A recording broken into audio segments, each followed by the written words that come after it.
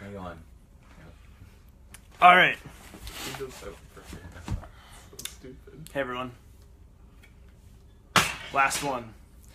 And today I'm gonna teach something practical, not a joke this time. I'm gonna teach you how to draw a tree. That's right, how to draw a tree. I learned today. Very good teacher showed me how to draw well, draw better. I'm a very terrible artist, so I got to go from level 0 to level 1. Still at 0. Still at 0. So let's say what? 0.1? 10th of 1? First step I learned was you need to draw the negative space. What does that mean? For an engineer, I can't take him seriously. that's I can't take myself seriously right now. That's a very difficult thing because what is negative space? What does that mean? And apparently, if I'm trying to draw a tree, that's everything that's not the tree. That's looking through the tree. What are the air pockets? Look to those. It's not so much an outline as it's an outline of everything else. And when I drew the negative space of this tree, He's not an English major. it turned into something like this, right? And like, I'm just trying to draw the air through here of what the tree looks like, and then I got to draw more and more detail, and I decided to flip my page horizontal because that is something that this tree had a long branch sticking out sideways. And it's not finished yet, but here's my next drawing. It's getting better. And I started to say, like, darker colors signify that things are farther away to add depth because there's less detail farther away.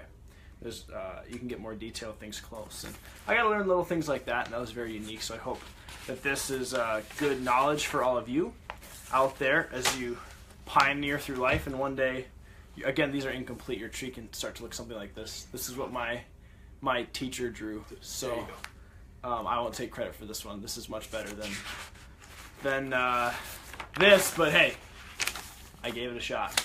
And that is how you draw a tree. So in the course of that, we went from 6 viewers to 3 viewers. So That's not surprising. I don't think my tree drawing lessons really engaged people, but hey, that's all right. You can get back. God, I rewatched some of the videos and I realized I did that at like the start of 3 of them, and I liked it. So today we are talking about transitioning post-college and saying goodbye. We're going to start with transitioning from post-college. We're just going to talk about kind of what we're thinking. It's not like we have experience transitioning post-college. We're just going through that. And this is either advice we've been given from others or things that we're going to do. And that's what we're going to talk about. This is a pretty hard one for us because this is it. So I might start crying. I probably won't start crying, but it's gonna be fun. If we get a comment in for a math joke, I can tell a joke, but we're probably not gonna get one because most of those were terrible. So Someone had to say it. I said it.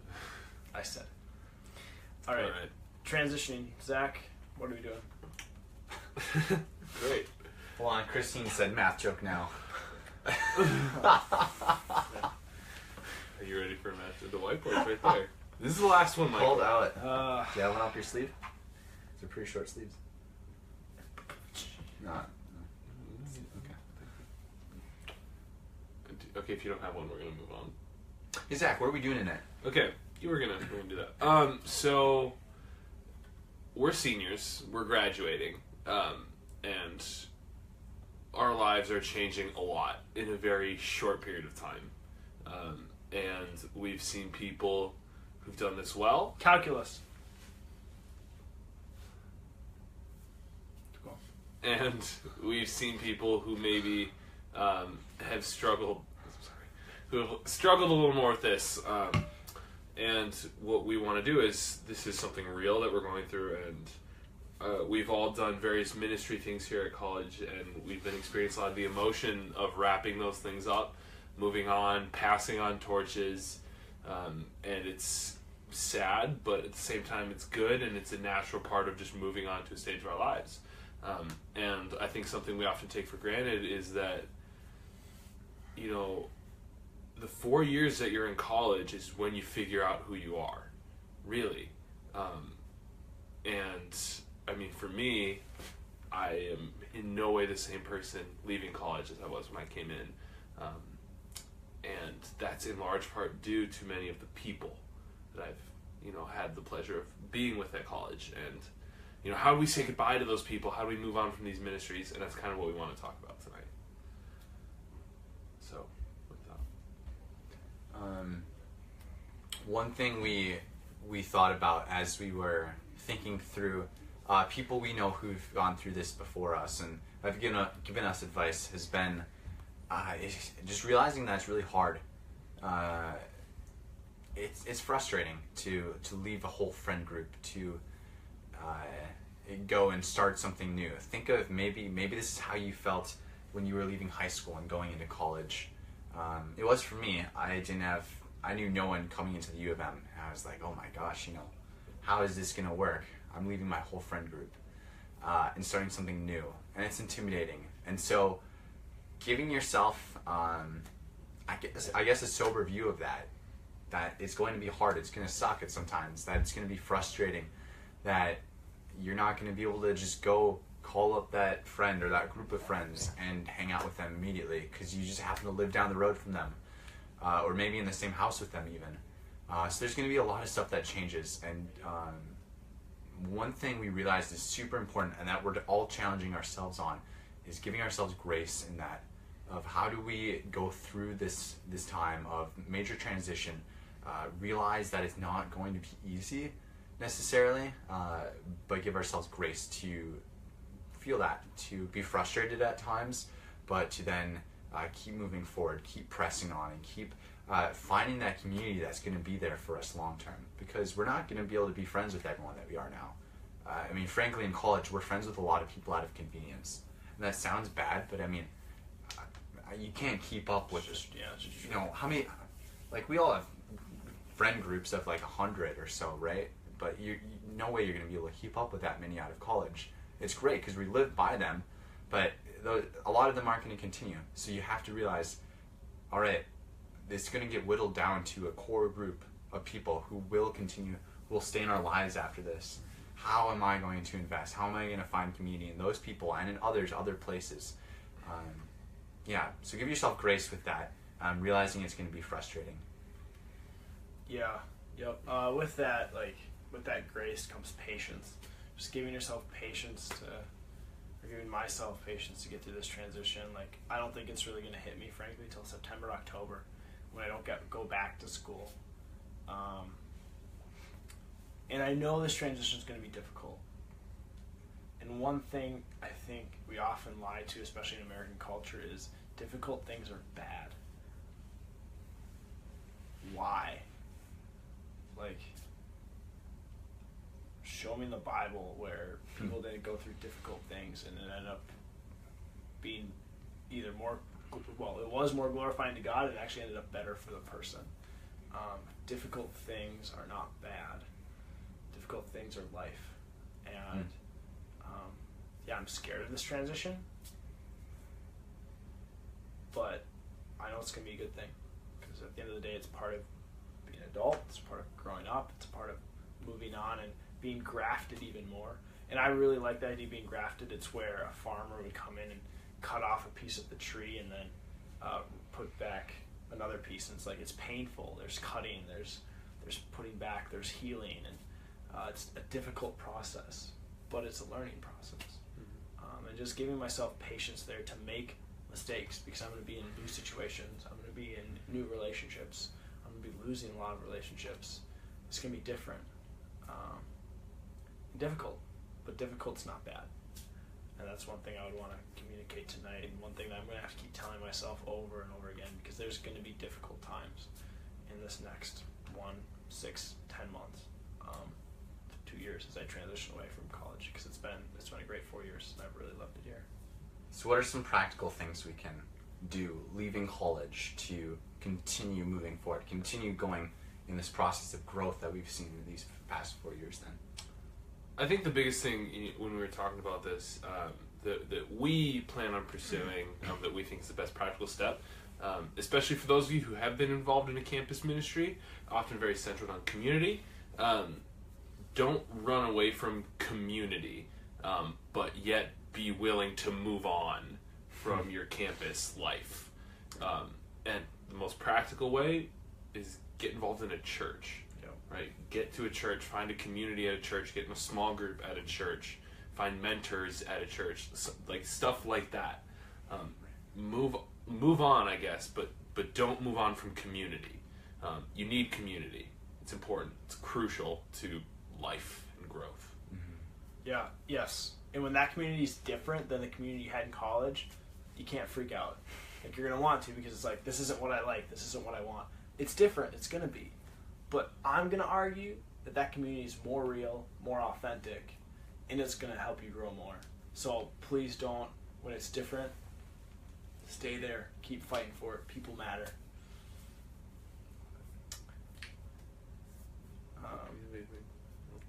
Well, yeah. Like, that's expectation management, right? And the other big thing I would say with transitioning practically is, like, make a list of people you want to invest in.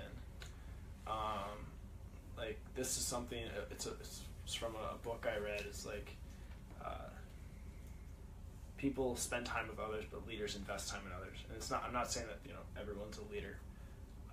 But what that did for me was it told me that, like, time is valuable. And we're not going to be able to be known or know 50, 60 people, rather 5 or 10. And that's just reality. And it's like, like, it sounds mean, but honestly, it's just better if we deal with truth and reality. And I want you and I've struggled with this, to look at 5, 10 people, or like 5 probably, that we can really invest in, do life with, grow in, be challenged by, and challenge. And that's just something that I would encourage you to do, is find people you want to be around and try to do that. And, like, that might take time. Some people might view your relationships differently, but just keep going.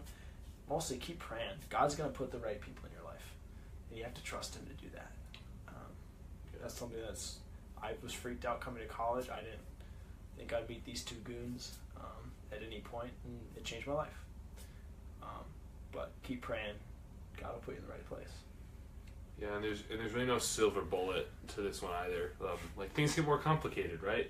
I'm getting married this summer, and I'm in a very short period of time, my life's going to change a lot. The way I invest in community is going to change a lot, because I'm not going to have that relationship that is going to take precedence over both of these 2 guys, right? And I'm going to have to give myself time. I'm going to have to figure out how to learn how to be married and all these things. So we know that there are special circumstances out there. That's what I'm trying to tell you guys, is that there are special circumstances. Things change, things come up, and you have to be patient, and you have to trust the Lord that He's going to work. Make your path straight. And you have to keep trying. I'm going to throw that out there too. When it comes to community, you have got to keep trying. You have to keep putting effort in and pouring into people. Otherwise, you shouldn't expect to just be instantly fed by a community. When you get to a church, you shouldn't just expect to sit in this church and everyone floods you and just does everything for you. If you go to a church, the expectation should be that you're going to pour into that church. You're going to move into those relationships. Yeah.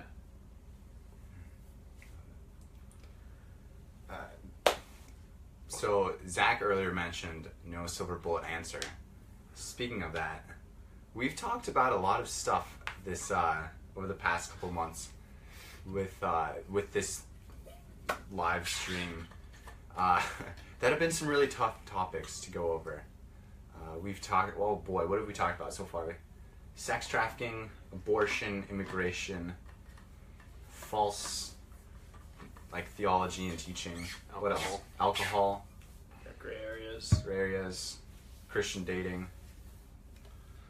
There's a few, yeah. We're missing some. I don't know. What was our purpose in that? As we're preparing to say goodbye, we want to kind of like review why we even started this in the first place. Yeah. I went back and watched at least parts or most of the rest of the videos, at least the math jokes. And in the first one, I think, or second one, we said this is for our verbal processing and for your edification. Or your edification and our verbal processing. Our vision for this at the beginning was to have three of us sit down, talk about very difficult topics, and say, hey, let's just use this as a tool to bring other people into this discussion. Because we saw a need of people needing to discuss these things more in a good way. And that people have been asking us a lot of questions about these things, and honestly, we didn't know the answers. And we still don't know the answers a lot. But we said, we're going to do the work, try to find some Bible backing for this, and we're going to verbally process through these things. And we're going to see what sticks to the wall. And we said, why not just do that on camera, on Facebook Live, because it's a new tool, and I'm all for putting out the gospel through new technology. And that was the purpose and the vision of what we were doing early on. And I think we stuck through that pretty well. Yeah, and something that, you know, we've been passionate about is we've been passionate about, you know, being called to, I guess, a higher theology, and being called to a deeper understanding of who God is. And unfortunately, in the church today, the word theology just scares people.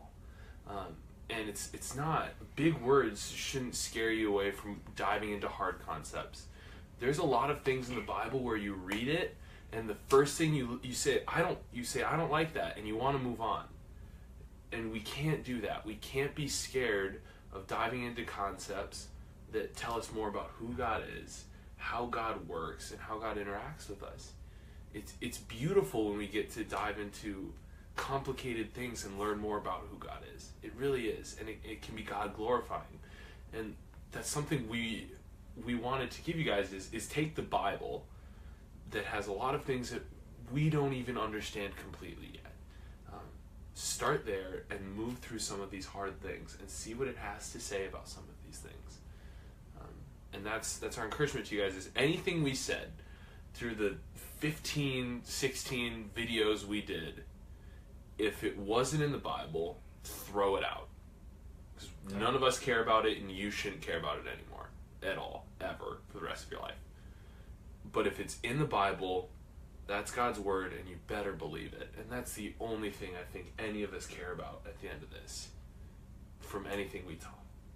And no, that's why when we chose to rebrand, we called it Theology of Plain Men. One, because yes, we do want to talk about theology, but we're three normal dudes. We are no one special. None of us have done any sort of education in Bible school or formal training. We just care. We want to find truth. We think truth is something that's really lacking, and a desire for truth isn't that prevalent in at least higher academics right now. We're willing to deal with a lot of what's even the right way to put it? Postmodernism. People are willing to sacrifice so much truth just because people are afraid to talk about it. It's offensive. The Bible's offensive. The gospel is offensive. Anyone who holds to any sort of a worldview is going to offend other people. They're just afraid to admit it. So we want to stand by it and say, this is worth talking about. And we encourage you, we implore you, do that too. We're no one special. That's been our whole goal this whole time, is to show we started this as we had no idea if it would ever work.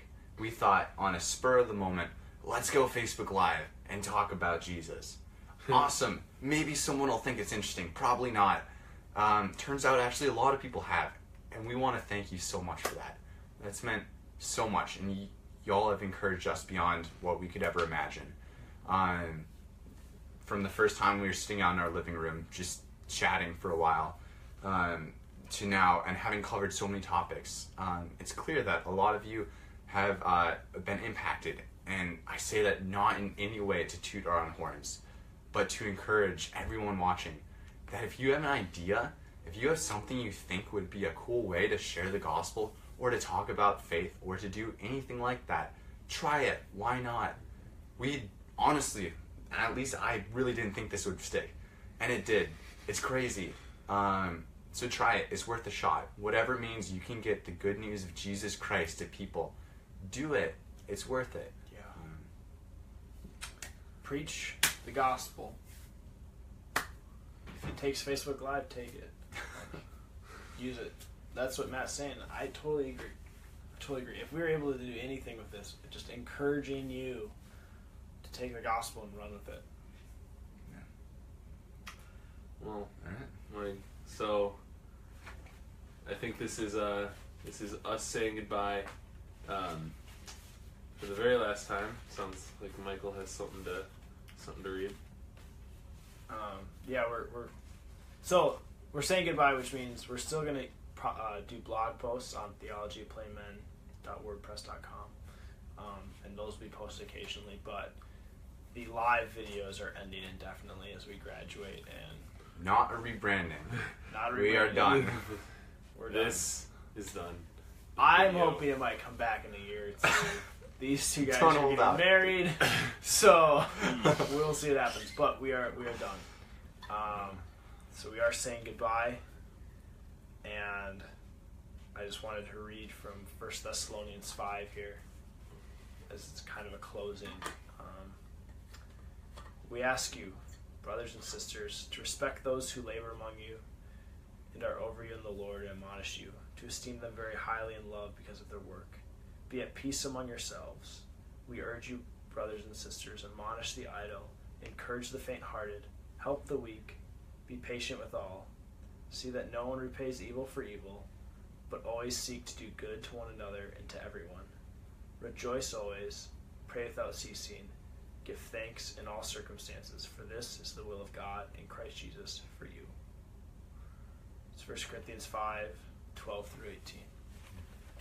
That is our goal for this, our entire lives. Yeah. So, we're three goons.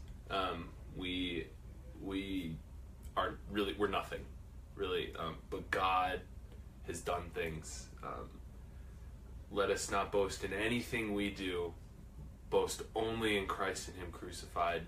It's only by the grace of God that anything we have said has stuck with any of you. And we've heard some stories of people encouraging us in what we've been doing, and it's incredible. And all glory be to God for all of that. We don't deserve any of it. We haven't done a thing. It's all, anything that has come of this has been God and God alone. And with that, thanks for tuning in. Good night. Have a good night. Congrats on finishing the semester. Yeah. See you guys around.